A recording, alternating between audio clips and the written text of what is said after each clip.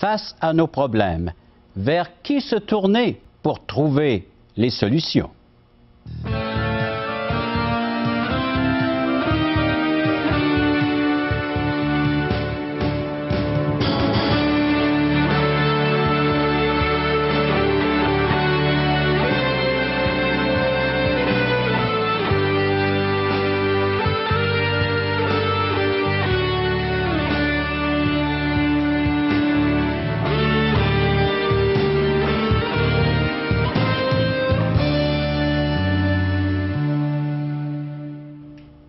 Mesdames, Messieurs, bonjour, bienvenue à l'émission Paroles vivantes.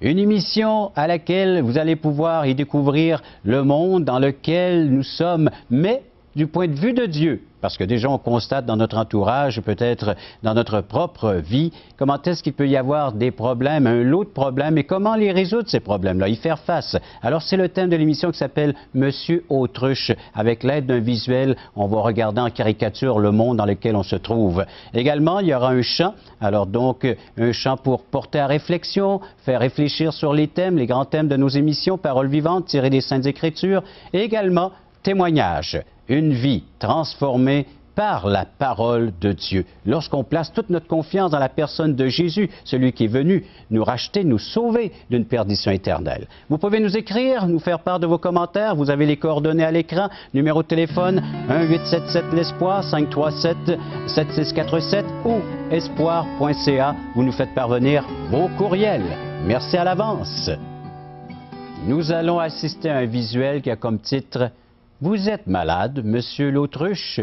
Vous connaissez l'expression « ne faites pas comme l'autruche ». Que fait cette autruche lorsqu'il y a des problèmes ou lorsque l'ennemi avance vers elle? Elle s'enfouit la tête dans le sable afin de ne pas voir ce qui s'en vient. Et c'est la même chose pour nous. Nous vivons dans une société, dans un monde malade. Ne faisons pas comme l'autruche. Faisons face, oui, à cette situation, et faisons face à nos problèmes qui peuvent surgir, à tous ces malaises qu'il y a autour de nous et même dans notre propre vie. Regardons ce que l'Écriture, ce que la parole de Dieu a à nous dire concernant l'état de l'être humain et l'état de notre société. 2 Timothée, chapitre 3, verset 1er, nous dit « Sache que dans les derniers jours, il y aura des temps difficiles à cause du comportement de l'être humain. » Je précise, verset 2. « Car les hommes seront égoïstes, amis de l'argent, fanfarons, hautains, blasphémateurs, rebelles à leurs parents, ingrats, irréligieux, insensibles, déloyaux, calomniateurs, intempérants, cruels, ennemis des gens de bien. » Et la liste se poursuit. « Traîtres, emportés, enflés d'orgueil, aimant le plaisir plus que Dieu. » Ayant même l'apparence de la piété, mais reniant ce qui en fait la force. Et voilà ce que la Bible déclare solennellement concernant l'état de l'être humain, des temps difficiles à cause de son comportement. On va regarder ensemble ce visuel qui va nous montrer en caricature, il va sans dire la situation de chacun d'entre nous dans ce monde qui est malade, mais surtout, regardez et soyez attentifs à la solution que Dieu est prêt à y apporter si nous lui faisons confiance. Alors donc, constatons, acceptons l'état dans lequel nous sommes et Dieu va intervenir par sa toute-puissance. Il l'a promis, il le fera en toutes lettres. Si vous avez les Saintes Écritures à la portée de la main, lisez-la et vous allez y trouver les solutions nécessaires concernant votre situation à vous actuelle. Ce que vous vivez, Dieu a quelque chose à répondre, Dieu a quelque chose à dire au sujet, à votre sujet. Alors donc, soyez attentifs et ouvrez votre cœur et recevez ce que le Seigneur est prêt à vous présenter et à vous offrir maintenant tout à fait gratuitement. Recevez-le par la foi. Paroles vivantes vous invite à participer à l'un des nombreux merveilleux déjeuners de l'espoir. Ces déjeuners ont lieu dans plusieurs restaurants réputés de la région et vous sont offerts gratuitement. Venez entendre le témoignage d'une vie transformée par la puissance de Dieu. Pour connaître les détails concernant l'endroit, la date et l'heure pour votre région, composez le 1-877-537-7647 ou notre site web www.espoir.ca.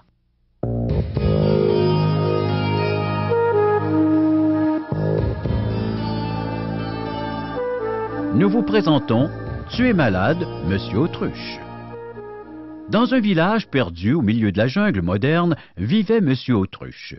Malgré la férocité de la vie dans les lieux sauvages, il s'était taillé une place enviable dans la société et menait sa petite vie bien tranquille. À vrai dire, il se la coulait douce.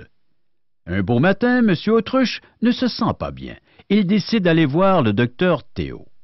« Mon cher Monsieur Autruche, je ne vous cacherai pas plus longtemps que votre maladie est mortelle. »« Quoi? Ça n'est pas vrai. Je refuse de vous croire. Ça ne peut pas finir comme cela. » « Hélas, c'est la vérité. Je ne peux vous la cacher. »« Ah, je ne veux plus jamais te voir. Adieu !»« Non, je ne suis pas malade. Je suis en pleine forme. Je n'aurais jamais dû aller le voir. »« Allons voir Aurore Scope. Elle a sûrement de meilleures choses à me dire. Ça va donc me rassurer. »« Bonjour, vous désirez? Bien, il paraîtrait que je suis malade. Je vois ici que vous êtes malade, mais vous aurez une longue vie. » Youpi! Hey! Là, je suis soulagé. Merci, Aurore. Oh, que ça fait du bien d'entendre ça. On va fêter ça. Hé, tu ne sais pas la meilleure? Mon médecin m'a dit que j'allais mourir. Lisez, c'est écrit « Je vais mourir ». Buvons à sa santé. Longue vie à Monsieur Autruche. Il faut le conserver dans l'alcool. Merci pour vos encouragements, les gars. Autant que tu payes la traite, on est là. Puis, Monsieur Autruche se retrouve seul avec lui-même, et dans ces moments de solitude, ses tristes pensées lui reviennent. Bonjour, Monsieur Autruche. Bonjour, Monsieur Pep. Je vois que ça ne va pas trop bien. Bien, c'est que... Bien, sors de ton trou. Je le sais, ce que tu as. Tu réfléchis trop. Arrête de penser. Amuse-toi. Et Monsieur Autruche est entraîné dans un tourbillon d'activités. Il va au cinéma pour tenter de changer les idées. Il collecte des fonds pour des bonnes causes. Il se mit à travailler comme un forcené nuit et jour. Et dans ses rares moments libres, il fait tout pour ne pas réfléchir. Mesdames, messieurs, les nouvelles, guerre, famine, injustice, partout dans le monde, mais rassurez-vous, tout est correct. Et chaque semaine, il se fait redire « Souriez, Dieu vous aime ». Tout est beau, tout est correct. Après tant d'ouvrages et d'activités, il réfléchit et se dit en lui-même « Assez, j'en ai assez. Je suis malade. Je suis malade, malade, malade. Docteur, pardon, j'ai voulu me cacher la vérité. Maintenant, je sais que je vais mourir. Aidez-moi. Est-il trop tard pour me sauver? Quoi faire, docteur? Sauvez-moi, je vous en supplie. Non, il n'est pas trop tard. Il existe un remède très précieux qui guérit tous ceux qui le prennent. Voici la prescription. Tu dois la suivre à la lettre. Si tu la suis exactement, tu seras guéri. Très excité par l'annonce de cette bonne nouvelle, M. Autruche se précipite immédiatement chez son ami Charlatan et lui remet fièrement sa prescription. Tu es naïf. Tu ne vas pas avaler une chose pareille, c'est méchant.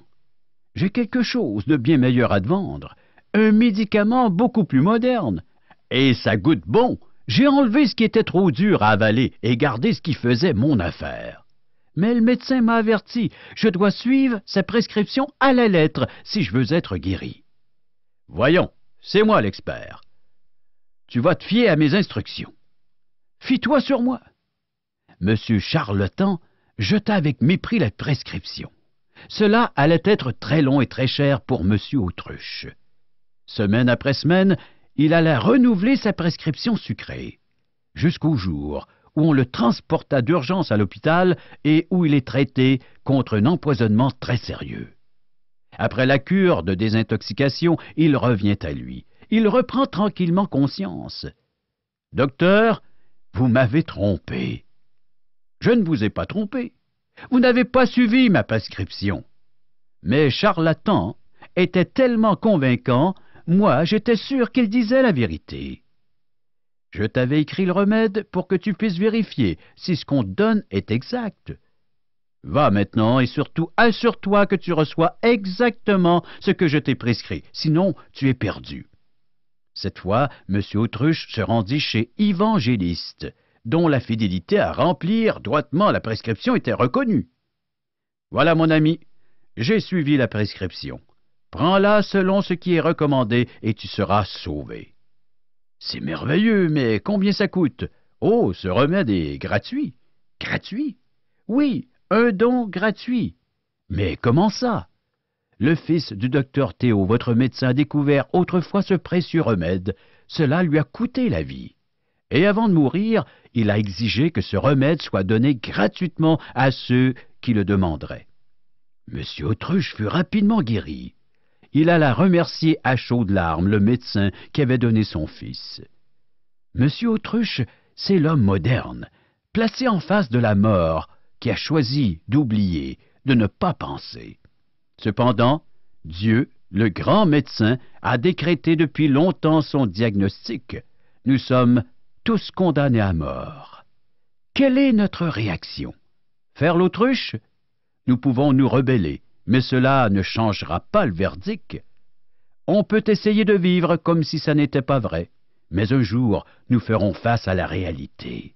On peut se laisser endormir, drogué par le monde et sa chanson illusoire, se laisser emporter par le tourbillon de la vie, pensant que ça va nous apporter la paix. Mais c'est un mensonge. On se sent mal à l'intérieur. On est malade. Maintenant, regarde la vérité en face. Avoue que tu es malade, gravement malade, et va vers ton médecin. Il a un remède pour toi. Dieu a une prescription écrite noir sur blanc, la Bible. Il veut que tu saches la vérité. Il ne veut pas que tu sois trompé par un homme ou une religion qui empoisonne sa parole. Il n'y a qu'un seul évangile écrit de façon claire, nette et précise. Avez-vous vérifié si ce que vous croyez sur Dieu est conforme à son diagnostic? Prenez-vous son remède ou avalez-vous un poison sucré inventé par l'homme? Veux-tu connaître le chemin pour aller au ciel? Ce que Dieu te propose, c'est la conversion. Tu dois te convertir, te repentir et croire. Cette histoire de M. l'Autruche décrit bien notre histoire. Elle décrit l'histoire de l'humanité, mais elle décrit aussi l'histoire de chacun d'entre nous.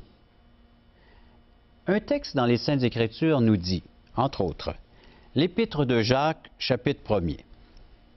Mettez en pratique la parole, ne vous bornez pas à l'écouter en vous trompant vous-même par de faux raisonnements.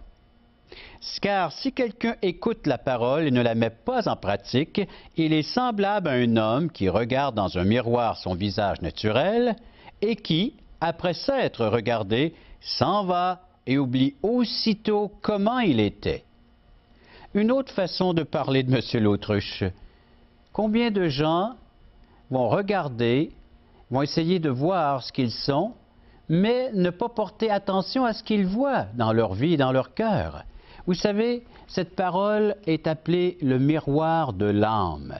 Dieu veut nous montrer exactement l'état de notre âme. Comme M. l'Autruche, le médecin lui a appris qu'il était atteint d'une maladie, une maladie mortelle. Et c'est la même chose pour nous. Les Saintes Écritures, la parole de Dieu nous dit que nous sommes atteints d'une maladie mortelle spirituelle.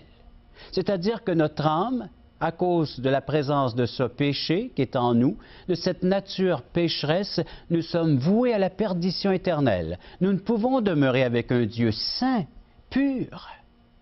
S'il n'y avait qu'un seul péché qui entrait dans le ciel, ça ne serait plus le ciel. Nous voulons vivre, nous aussi, un endroit où il sera pur, agréable, sans péché. Pour cela, il faut que le péché soit ôté, enlevé. Nous devons faire ce que la Bible nous demande de faire. C'est-à-dire mettre en pratique la parole et ne pas se borner à l'écouter en nous trompant par de faux raisonnements. Que de fois, naturellement, nous nous éloignons de cette vérité, de cette parole de Dieu. Nous voulons entendre plutôt autre chose, comme M. l'Autruche a fait maintes et maintes fois, voulant se dire en lui-même « ce n'est pas si grave que cela ». Et pourtant, sa situation était grave. Nous aussi. Aux yeux de Dieu, notre situation est extrêmement grave. Allons le rejoindre. Allons le rejoindre dans son grand diagnostic concernant notre état spirituel et allons chercher aussi la solution, ou si vous voulez, le remède. Un remède qui va nous donner la guérison totale. Et ce remède se présente à nous. Il faut le prendre, il faut le saisir. Et il faut naturellement s'en servir. Et le seul remède à nos péchés que la Bible nous offre, que Dieu nous offre, c'est la personne de Jésus lui-même. Jésus est le Sauveur. Est-il ton Sauveur? Jésus est celui qui est venu sur la terre ôter le péché. L'apôtre Jean, lorsqu'il a vu Jésus passer sur son chemin, « Voici l'agneau de Dieu qui ôte le péché du monde. » Et dans son épître, il a dit, « Le sang de Jésus nous lave et nous purifie de tout péché. » Tu veux devenir pur? Tu veux devenir présentable devant Dieu, pouvoir entrer dans sa présence pour aujourd'hui, pour demain, pour ton éternité? Reconnais que tu es un pécheur et que tu n'y peux rien par tes propres forces. Reconnais que seul Jésus-Christ est la solution à ton problème. Va, fais un pas de foi, de confiance, accepte, reçois, prends ce remède et par le fait même, tu seras guéri. Pas en partie, mais en totalité. Oui, plus aucune trace de ce péché. La Bible dit que les Saintes Écritures font de nous maintenant une personne mise à part pour Dieu. Oui, on a été pris dans ce milieu où était le péché, les ténèbres et toutes ces convoitises. Mais maintenant, il a semé en nous une nouvelle nature, une nature qui ne peut pécher, une nature semblable à la sienne. Et c'est celle que Dieu voudrait semer dans ton cœur. Si tu la reçois, si tu l'accueilles, l'élément qu'il faut, l'ingrédient, c'est la foi. Aie confiance en Dieu, en ce qu'il dit présentement et en ce qu'il peut accomplir dans ta vie. Viens à Jésus. Dis-lui, je suis un pécheur, je suis un être perdu. J'ai besoin de ce remède, j'ai besoin que le Seigneur Jésus me lave et purifie. Je l'accueille, je le reçois comme mon sauveur personnel, mon Seigneur de mon existence. Et par le fait même, tu pourras vivre non seulement une partie avec lui, mais tu pourras vivre éternellement avec lui, guéri entièrement. Oui, voilà ce que Dieu t'offre. Ne fais plus, monsieur ou madame l'autruche, viens à Jésus-Christ, reconnais ton besoin et il agira. Il agira en conséquence de ce que tu lui demanderas de faire. Un geste de foi, un geste de confiance, Dieu a promis d'agir. Tu n'as qu'à le lui demander et tout cela, c'est une invitation gratuite.